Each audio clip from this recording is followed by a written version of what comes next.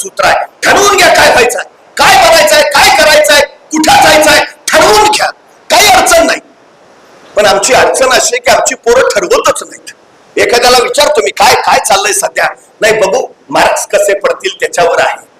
बरं मग पडले तर नाही चाललंय इंजिनिअरिंगला जायचं, आणि नाही ऍडमिशन मिळालं तर नाही बघू मग काय करता येत आहे. पण नाहीच काय करता आलं तर नाही पप्पा म्हणलेत माझ्या जागेवर चिटकवतो. संपला विषय आमचा. निर्णय कुणाला घेता येतो?